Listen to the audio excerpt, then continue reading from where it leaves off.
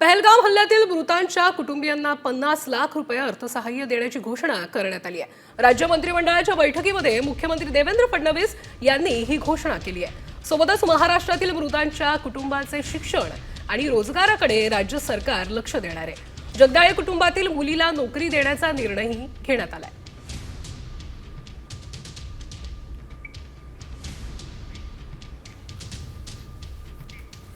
शिक्षणाचा प्रश्न आहे, तो शिक्षणाचा प्रश्न सोडवणे, ज्यांच्याकडे रोजगाराचा प्रश्न असेल तर त्यांच्या पाल्यांना शासकीय नोकरीमध्ये त्या ठिकाणी नोकरी देणे, अशा प्रकारचा निर्णय देखील राज्याच्या मंत्रिमंडळाने आज घेतलेला आहे।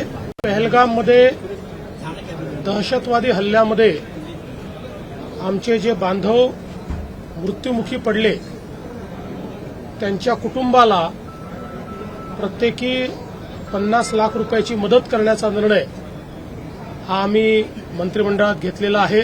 शिक्षणाचा प्रश्न आहे, तो शिक्षणाचा प्रश्न सोडवणे, ज्यांच्याकडे रोजगाराचा प्रश्न असेल तर त्यांच्या पाल्यांना शासकीय नोकरीमध्ये त्या ठिकाणी नोकरी देणे, अशा प्रकारचा निर्णय देखील राज्याच्या मंत्रिमंडळाने आज घेतलेला आहे। तुम्हाला काय काय आश्वासन देण्यात आलं होतं त्या भेटीमध्ये, काय तुम्हाला दिलासा देण्यात आला होता? त्यांनी सर्वांनीच आम्हाला सांगितलं की ते सर्व आमच्या सोबत आहेत, आमच्या परिवारासोबत आहेत आणि प्रत्येक जण मदत करेल आणि प्रत्येक जणांकडून हेच मिळालं होतं की तुमच्या शासकीय नोकरीसाठी आम्ही प्रयत्न करू। आणि आज त्याच्यामुळेच ही जी त्यांच्याकडनं आलेली आहे की ते आम्हाला आर्थिक मदत करणार आहेत आणि मला शासकीय नोकरी देणार आहेत, त्यासाठीच मी त्यांचे धन्यवाद करतो।